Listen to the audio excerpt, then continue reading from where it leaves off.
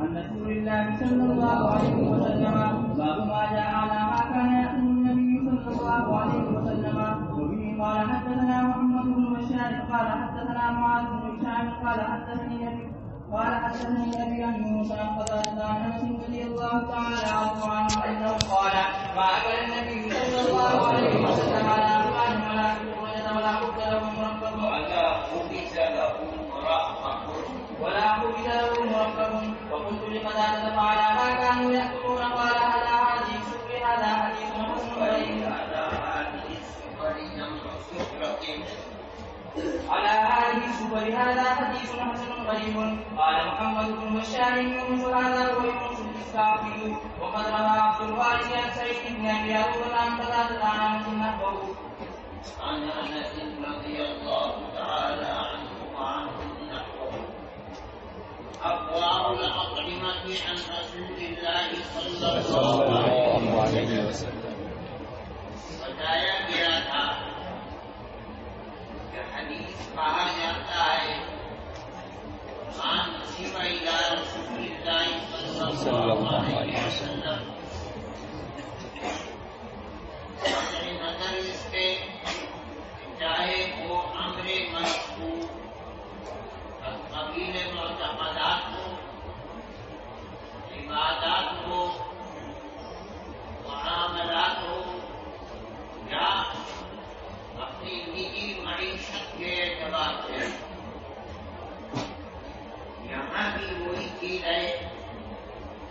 نبی کریم علیہ الصلوۃ والسلام کی عادت مبارکہ کیا تھی؟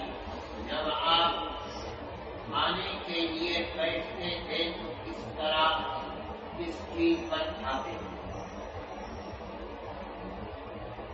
جو دنیا کے متکبرین بادشاہ لوگ ہیں، ان کے کھانے کا طریقہ اس زمانے میں یہ تھا کہ ایک بڑی سیڑھی ہوا کرتی تھی تانبے کی، پیتل کی، اس کے جس طرح آپ کی تیپائی کے پائے نہیں اسی طرح اس میں پائے ہوا کرتے، اور بڑی ہوتی تھی جس کے پیچھے دائیں بائیں اور دائرے کے اندر 10، 11، 8 آدمی بیٹھ سکتے. اتنی اونچی ہوا کرتی تھی جیسے آپ کی تیپائی ہے تقریباً 1 ہاتھ. اس کے اندر کھانا آتا تھا اور اس میں مختلف جگہیں بنی ہوئی ہوتی تھی یا مختلف برتن رکھے ہوئے ہوتے تھے. ایک برتن میں سالن ہے، روٹی بھی وہی رکھی ہے، یا مان لیجیے چاول ہے، چھوٹی چھوٹی سکر روجا جن کو ہمارے یہاں سکورے کہتے ہیں، پیالے رکھے ہوئے ہوتے تھے. ان کے اندر مختلف قسم کی چٹنیاں اور ایسے معجونات جن کو کھانے کے ساتھ دیا جائے تھوڑا تھوڑا چھٹکارا پڑتا رہتا ہے اور وہ اس کو ہضم بھی کرتے رہتے ہیں. ان لوگوں کا مقصد حیات پیٹ بھرنا ہی ہوتا ہے. وہ خوب کھاتے ہیں اور خوب ہضم کرنے کی چیزیں دنیا کی لذتوں کو حاصل کرنے کے لیے استعمال کرتے ہیں. یہ طریقہ تھا جبابرہ کا، بادشاہوں کا، اہل ثروت اور دولت. جب کھائیں تو گھسنا نہ پڑے بلکہ سیدھے کھائیں تاکہ جو کھایا جا رہا ہے رکنے کی وجہ سے پیٹ چلے گا اور کھایا جائے گا سیدھے مقصد حیاتی کھانا. دوسرے ایک تو آٹا ہوتا ہے جس کی روٹیاں ہمارے گھروں میں بنتی ہیں، ایک ہوتا ہے میدا، اس کی بھی روٹیاں بنتی ہیں مگر میدے کی روٹیاں کیونکہ اس میں کھینچنے کی صلاحیت زیادہ ہوتی ہے، تو بہت باریک روٹی ہوتی ہے تاکہ اس کو مرکب کہا گیا، وہ بھی بنتی ہے۔ ادھر کا علاقہ مدھیہ پردیش کا ہے، ہاں آپ نے سنا ہوگا حلوہ مانڈا، مانڈا جو ہے وہ باریک روٹی ہوتی ہے، اس کو طے بطے کر کے رکھتے ہیں، اتنی باریک اور اتنی بڑی ہوتی ہے کہ اگر آپ اسے کھولیں تو آپ کو اٹھنا پڑے گا پوری روٹی کھولنے میں۔ یہ ہے مرکب، یا جب باریک کی طرح متکبرین کی طرح وہ موٹی چھوٹی روٹی نہیں کھاتے، بلکہ ان کے دسترخوان پر باریک میدے کی بنی ہوئی بڑی بڑی روٹیاں مرکب جن کو کہا جاتا ہے وہ ہوتی تھی۔ نبی کریم علیہ السلام کا طریقہ بھی یہی تھا۔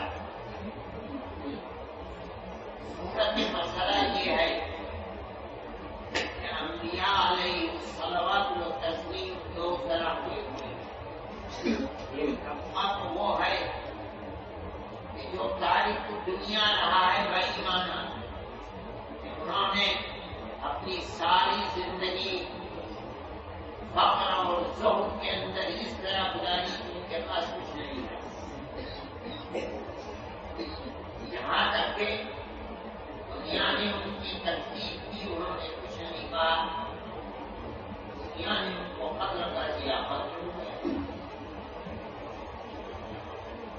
فخر کی زندگی، اور ایک طبقہ ان کے اندر ہے بادشاہ آنے وقت ہے، یوسف علیہ السلام اور حضرت سلیمان کی تو علیہ السلام کی تو حکومت ایسی تھی کہ انہوں نے دعا کی تھی اور اللہ نے کی دعا کو قبول کر دیا۔ آدمی ملکم لا ينبغي لأحد من بعده، اور ان کو اللہ نے اس کے اوپر ان کا ہواؤں کے اوپر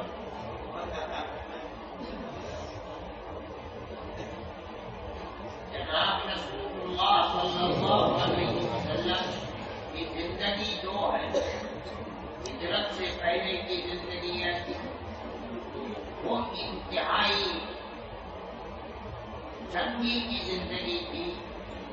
مشرکین نے کوئی ظلم ایسا نہیں تھا تو آپ پر ڈھایا نہ ہو، لیکن آپ کو حکم تھا کہ آپ ہر ظلم کو برداشت کریں، چنانچہ آپ 13 سال تک برداشت کرتے رہے۔ صحابہ کو روک لیے تھا کہ خبردار جو ہو رہا ہے چھوڑتے رہو، اللہ کہیں تلوار نہیں اٹھائی۔ اب جب آپ نے ہجرت فرمائی تو اب قرآن کی آیت سورہ حج کی أذن للذین یقاتلون بأنهم ظلموا، مظلوم کو، مظلومین کو جنہوں نے 13 سال تک کفار و مشرکین معاندین اسلام سے ان کی ظلم و زیادتی کو برداشت کیا ہے، یہاں تک کہ صرف اس بنیاد پر کہ وہ اللہ کو مانتے ہیں ان کو ان کے گھروں سے نکال دیا گیا، اب ان کو اجازت دے دی گئی۔ جب اجازت دے دی گئی تو اجازت یہ نہیں ہوگا، اس کا مطلب کہ بھائی لاؤ تلوار چلو بھاگو کرو، اس کا بھی قانون ہے، لشکر بھی بنایا جائے گا، فوج بھی بنائی جائے گی، ٹریننگ بھی دی جائے گی، سامان حرب بھی اکٹھا کیا جائے گا، یہ تمام چیزیں کی مطلب کس طرح جاؤ ہوگی۔ یہ چیز یہ چاہتی ہے کہ ایک نظام حکومت ہو۔ اب مدنی زندگی کے اندر آپ نظام حکومت کو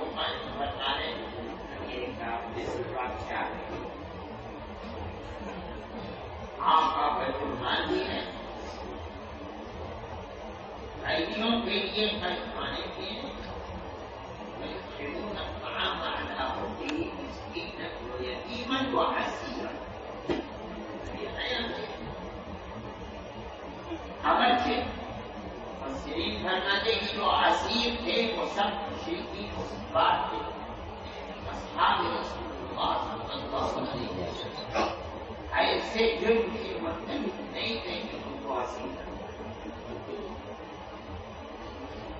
تو اب یہ تمام نظام حکومت ہے. اب سوال پیدا ہوتا ہے کہ جب آپ خلیفۃ المؤمنین ہیں اور بادشاہانہ نظام آپ نے قائم کیا ہے، اس صورت کے اندر آپ کی زندگی عادات و اقوال کیسے ہیں؟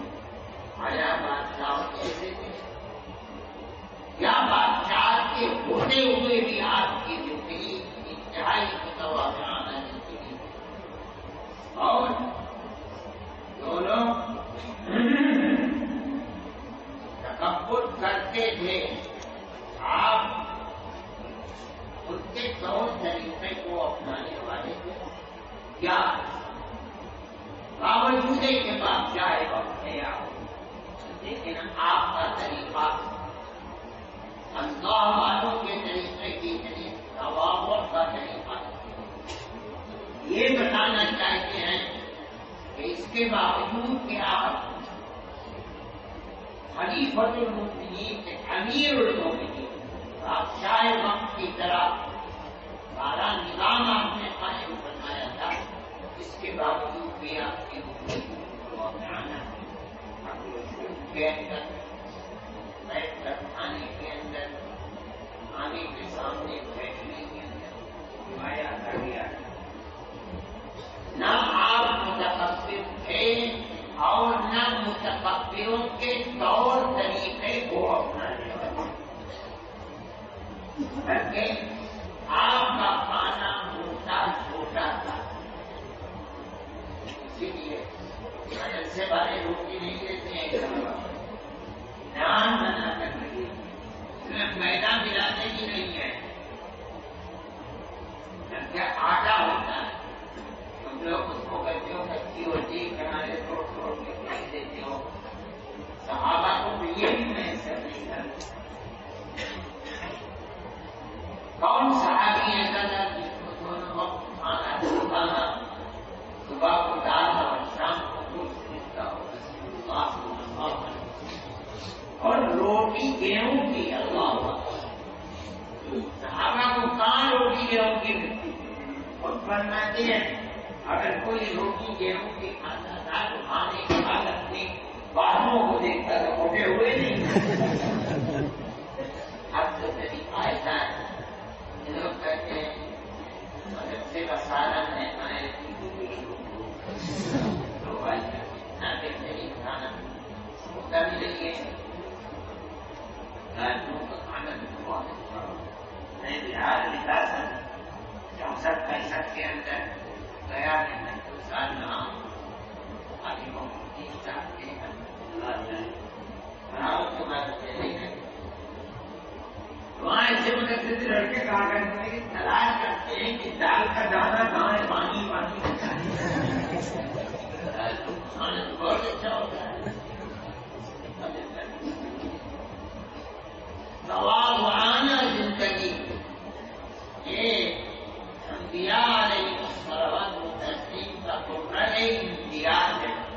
نبی کریم علیہ السلام کا بھی سکون رجا کا لفظ آیا ہے. فرماتے ہیں قال ما اکل النبی صلی اللہ علیہ وسلم علی خوان. خوان وہی ہے جو گول نحاس کی بنی ہوئی ایک سینی ہے اور اس کے نیچے پائے لگے ہوئے. جو متکبرین اور بادشاہوں کے یہاں جس پر کھایا جاتا ہے سب کچھ لگا کر کے 4 آدمی اٹھا کر کے لائے اور سامنے رکھے. کیا اس پر کھاتے؟ ہاں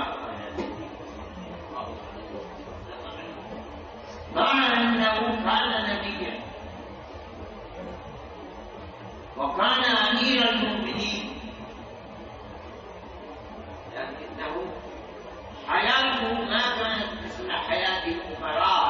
ایسی زندگی نہیں کہ آپ کی زندگی باوجود کہ آپ کا لشکر بھی تھا، فوج بھی تھا، بیت المال بھی تھا، خیر نظام حکومت قائم کیا رہا ہے، اس کے باوجود حاکموں جیسی زندگی حضور کی آداب و اقوال ہی میں چھوڑ دیا، انتہائی دباؤ کی زندگی، دیوان پر کھانا، دیوان کے طرز پر کھانا، یہ چھوٹے چھوٹے سسوروں کے اندر معجونات رکھے ہوئی ہوں کے ساتھ سہ پتہ کہ اس کے اندر لگا کے رہیں، ایسا نہیں، نہ آپ کے دسترخوان کے اوپر تکلفات تھے کہ بھائی بڑی موٹی روٹی ہے کھائی نہیں لگتی ہے، زیادہ باریک روٹی بتاؤ، باریک روٹی آٹے کی نہیں پکے کی، میدے کی ہوگی، میدے کی ہوگی،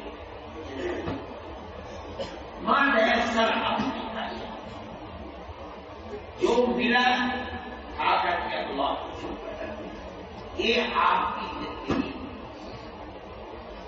واقعہ پیدا کی یہ روایت ہم لوگوں کو سبق دیتی ہے، ہم لوگوں کو بھی آج سے بھی کرنا اور یہ دعویٰ کرنے والے کی نقل والا سفر دیا ان کی زندگی بھی ایسی ہونی چاہیے، ولا وہ بھی زیادہ حکم رکھا ان کو یہ بتا جاتا ہے۔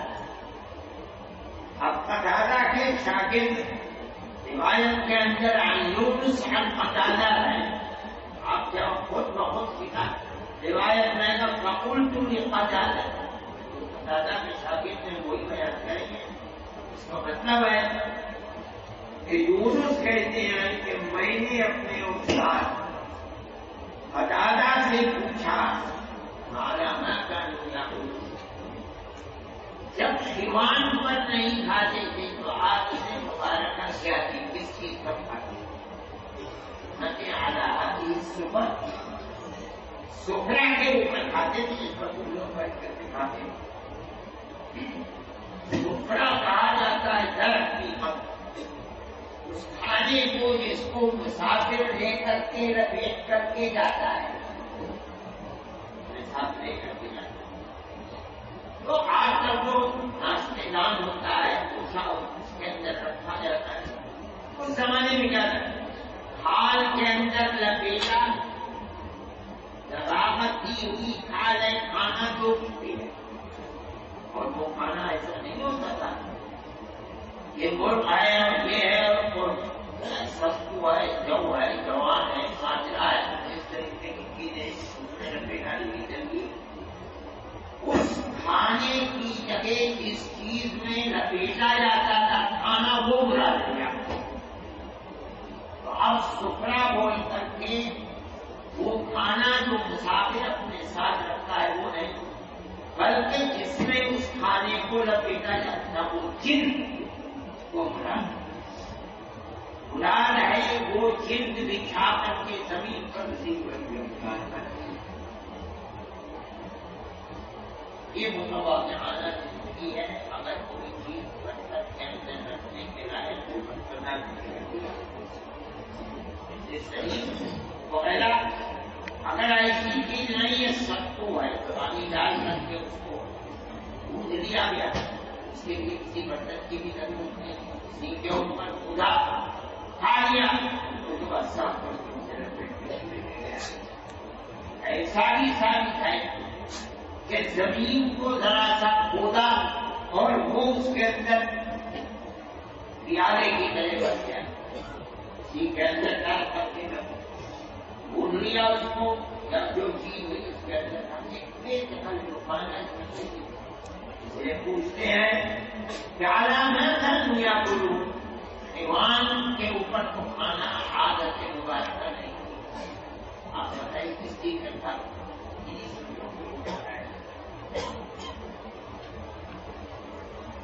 اسلامی طریقہ یعنی وہ طریقہ تو جناب رسول اللہ صلی اللہ علیہ وسلم کے سارے وہ گول دسترخوان کا طریقہ اس کے ارد گرد بیٹھتے تھے اور کھایا، سفر اور حضر میں سب کا ساتھ کھانا، یہ طریقہ یعنی عادت مبارکہ، زبان پر ہر آدمی کے سامنے الگ تحریر ہوتی ہے. یہ طریقہ مسنونہ ہے. یہاں تک تو یہ روایت ہے. اب اس روایت کے اندر یہ فرماتے ہیں قال محمد بن بشار یونس هذا هو یونس اسحاق وقد روى عبد الوارث عن سعيد بن ابي عروبه عن قتاده عن انس رضي الله تعالى عنه. یہاں قتادہ کے دو شاگرد ہیں اس روایت کو صاحب کتاب بیان فرما رہے ہیں. اس میں تو عن یونس عن قتادہ ہے اور مطلب یہ ہے کہ قتادہ کے شاگرد یونس ہیں. لیکن فرماتے ہیں قتادہ کے دوسرے شاگرد سعید بن ابی عروبہ عن قتادہ بھی ہے روایت. کا مطلب ہے کہ یونس کے مطابق بھی موجود ہے. قتادہ سے دو آدمیوں سے روایت ہے. البتہ قتادہ کے استاد دونوں نے بھی لکھی ہیں حضرت رضی اللہ عنہ. روایت کے اندر ایک خاص چیز ہے اور وہ ہے کہ ھذا حدیث حسن غریب.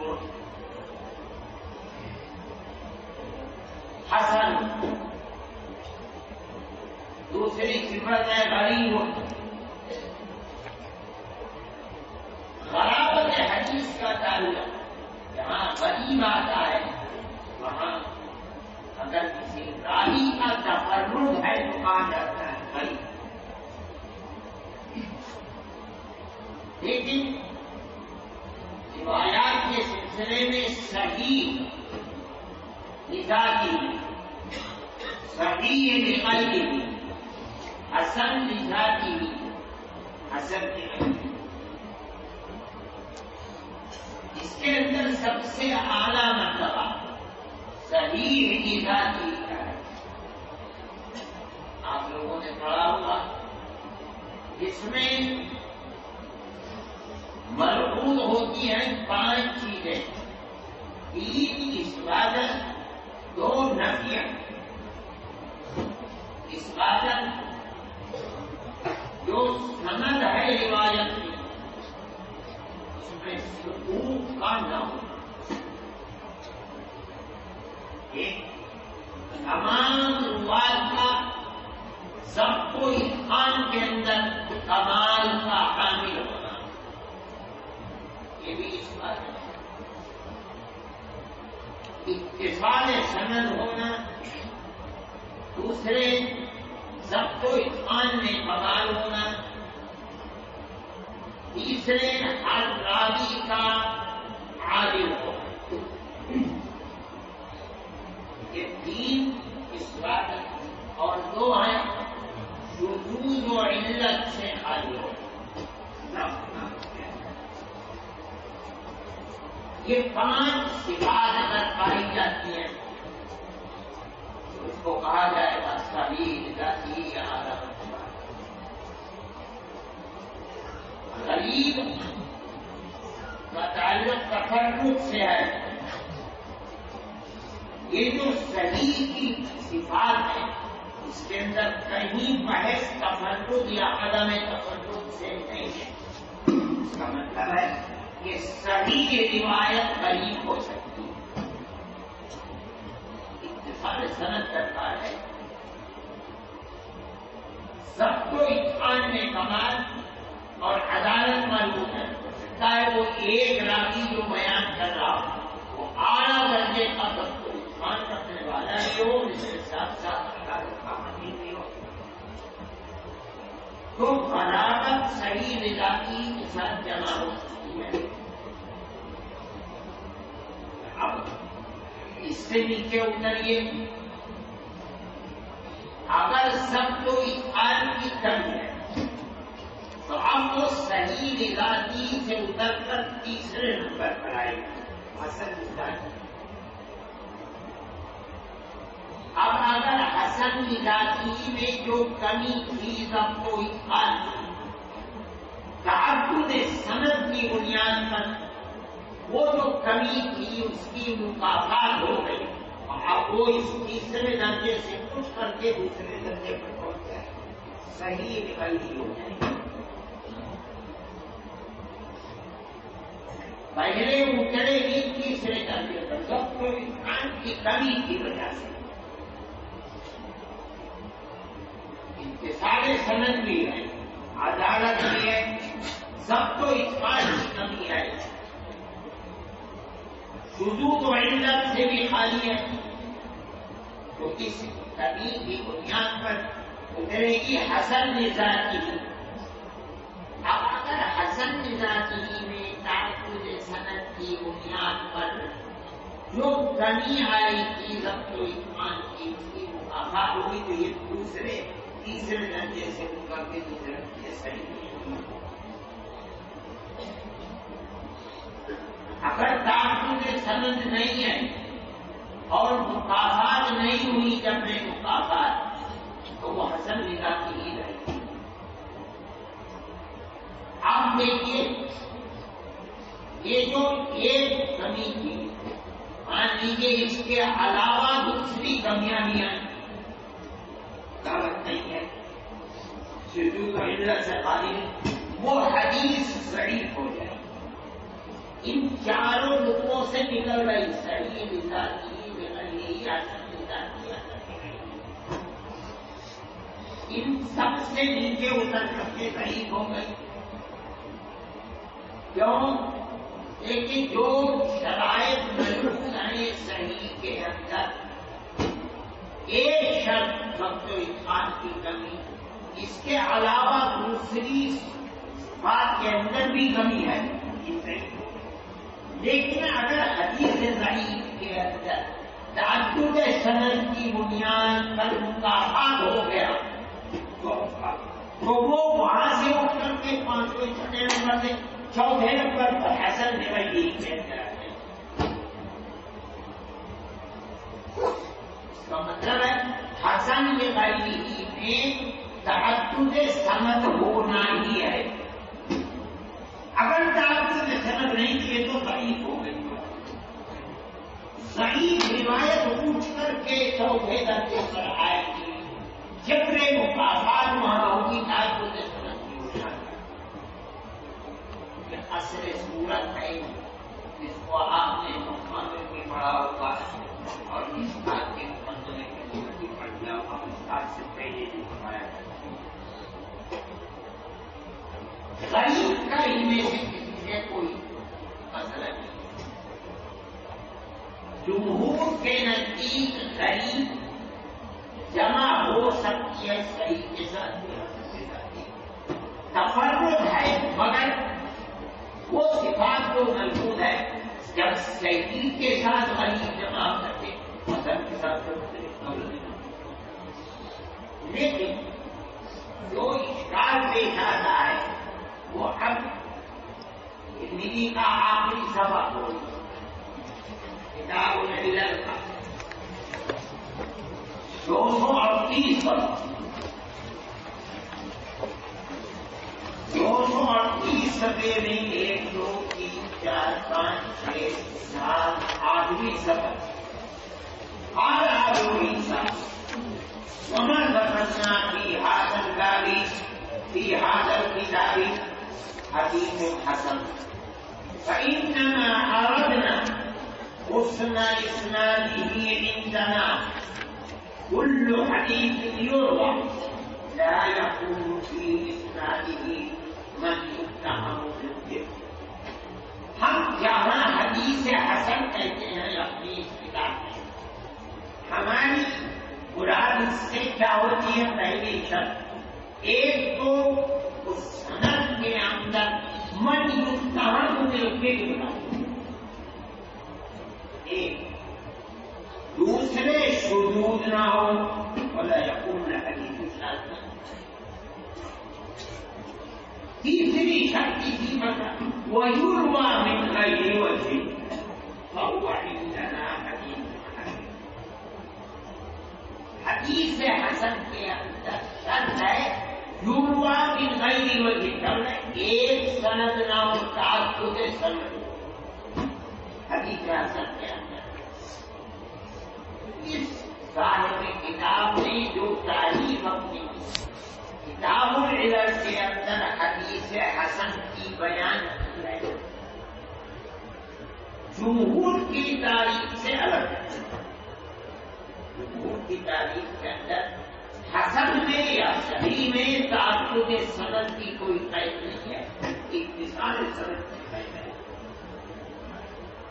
اگر تعدد سند آئے بہت اچھی بات ہے. نہیں ہے تعدد سند لیکن سب کو ایمان میں کمال ہے. اسے ایک ہی آدمی مان لیجیے اتصال سند پائی جا رہا ہے. عدالت بھی پائی جا رہی ہے. تعدد سند کی کوئی قید صحیح اور حسن کے اندر نہیں. صاحب کتاب کے یہاں پہلے جھوٹ دکھائی ہوتی ہے. اب بات صاف ہو گئی. اعلیٰ حدیث حسن غریب فرما رہے ہیں. جمہور کی اصطلاح کے اعتبار سے جمہور کے نزدیک کو غریب اور صحیح جمع ہو سکتی ہے.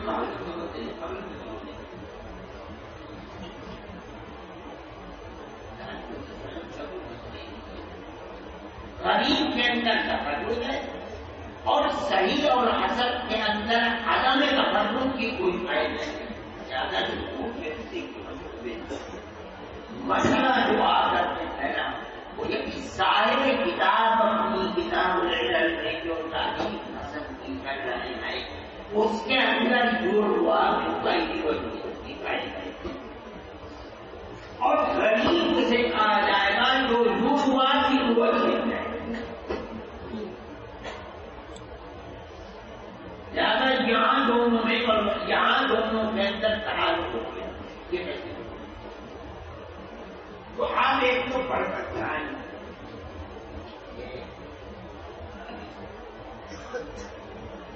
ظاہر کتاب مختلف سیرے بولتے ہیں. نہیں کہتے آدھا حدیث صحیح ہو, نہیں کہتے آدھا حدیث حسن صحیح ہو, نہیں کہتے آدھا حدیث حسن ہو, کہیں کہتے آدھا حدیث حسن ہو. وہ بڑی اچھی تعریف دے رہی ہے. صاحب وہ جو صاحب کتاب نے اپنی تعریف کتاب العلل میں بیان کی ہے وہاں کہتے ہیں کہ ہر وہ جگہ جس کو ہم نے اس کتاب کے اندر کہا ہے آدھا حدیث حسن, ہماری مراد اس سے آدھا حدیث حسن سے مراد وہ ہے کہ جہاں ہم صرف آدھا حدیث حسن کہتے ہیں.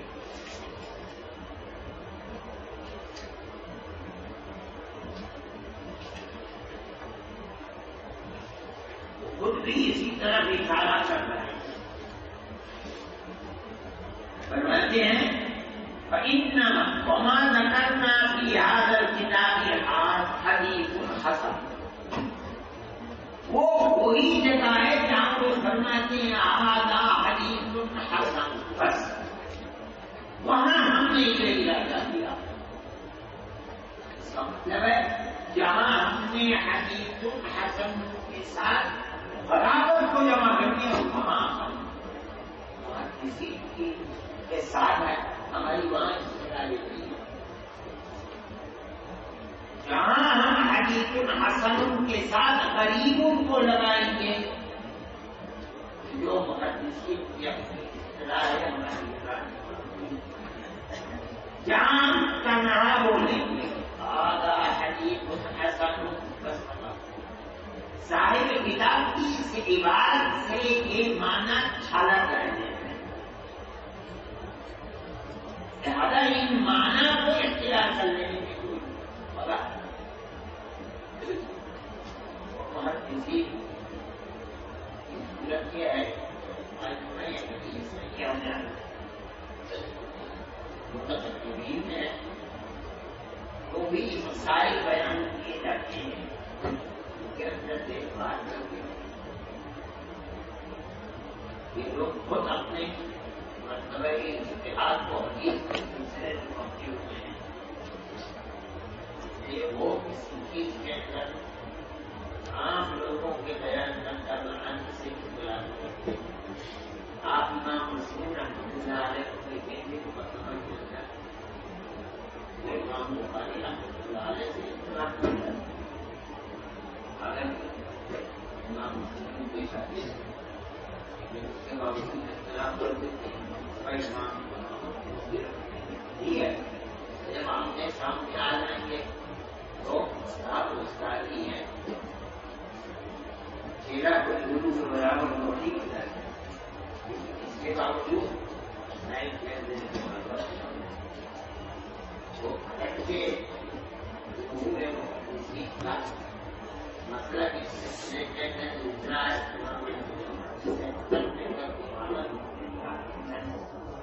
پورے کی شریر اور امام کی میری رحمۃ اللہ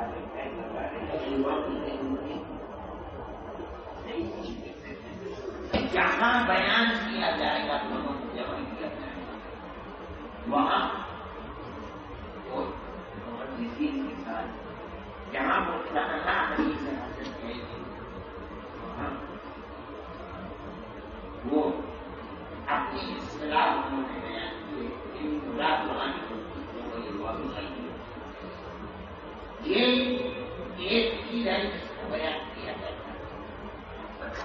میں نے اس طرح ایک چیز کا اشارہ کیا تھا کہ صحیح مزاجی وہ ہے کہ جس میں دین اور صاف اس بات میں دو نفیت پائی ہے. اگر اس کے اندر سب کو امکان کی صفت میں کمی آئے تو وہ پہلے سے گزر کر کے تیسرے درجے میں آ جائے گی. اس میں تعبد سمجھتے اگر تعبد سمجھ ہو گیا تو اس تیسرے درجے میں نہیں رہے گی. وہ کر کے دوسرے درجے میں پہنچ جائے صحیح غلطی ہو جائے گی.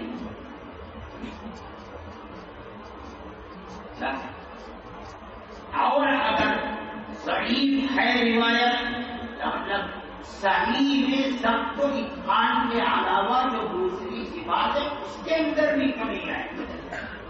وہ روایت صحیح سے اتر کر کے چاروں سے خارج ہو کر کے ضعیف بن گئی. اگر وہ دو اس کا تعبد سند کی بنیاد پر ختم ہوتا ہے تو وہ اٹھ کر کے پہنچ جائے گی حسن غیبی. اس کا مطلب ہے کہ حسن غیبی کے اندر ذوق سے اٹھ کر آئے گی تو تعبد سند سے منتقل ہوگی. سوال کرتے ہیں کہ یہ جو امام کے کسی رحمۃ فرما رہے ہیں وہ یوروا مل گئی وہی یہی تو ہے حسن دے گئی. تبھی میرے حسن دے گئی یہی بنی ہے ورنہ تو یہ تو غریب تھی. لہذا مراد یہاں حسن سے امام ترمذی رحمۃ اللہ علیہ کی اصطلاح میں وہ یوروا من غیر وجہ سے پتہ چلتا ہے کہ اصلاً ضعیف تھی حسن نے غیر بن گئی یوروا من غیر وجہ. زیادہ تعریف یہ نفس حسن کی نہیں حسن رضا کی یہ تعریف ہے. اور جہاں حسن غریب اعلیٰ ہے اس سے مراد امور کی حسن رضا کی مراد وہاں جو پہلی وجہ بات ہے. یعنی محدث کلام نہیں اس میں تو کوئی بات ہی نہیں. اس کا مطلب یہ ہوگا کہ امام کی اپنی اصطلاح نہیں ہے ان سے جو کچھ بیان کر رہے ہیں وہ جمہور کا مسئلہ ہے. اس دوسری تعلیم میں ابن صلاح کی جو تعلیم ہے اس کے اندر یہ بھی نہیں کہا جائے گا کہ امام ترمذی کی اپنی اصطلاح ہے. پہلی تعلیم میں تو کہا جائے گا کہ یہ اصطلاح امام کی اپنی ہے. پورے محدثین کے نزدیک صحیح اور حسن کے اندر یہ بات ہی نہیں ہے. اس سے قطع نظر بات کی جائے گی. لہٰذا برابر ہے اس معلومہ ہو سکتی ہے. اب حدیث احسن کی تعریف جو کر رہے ہیں یہ ان کی اپنی اختلاف کا مطلب ہے کہ حدیث احسن کی تعریف امام ترمذی رحمۃ اللہ علیہ نے وہ ہر کسی سے اختلاف ہے، لیکن یہ تو اس کی تعریف میں اختلاف کی کوئی بات نہیں۔ حسن کے ساتھ جہاں آپ تعریف کر رہے ہیں وہاں حسن سے مراد حسن کی حدیث کی ہے، اس کے صرف نہیں ہے، کبھی کبھی کو ناصرن کی صحیح تھی، اور جہاں آپ حرام حدیث کو جمع کر رہے ہیں پھر دو جماعت کی مطلب جمع ہو سکتی ہے، یہ تعریف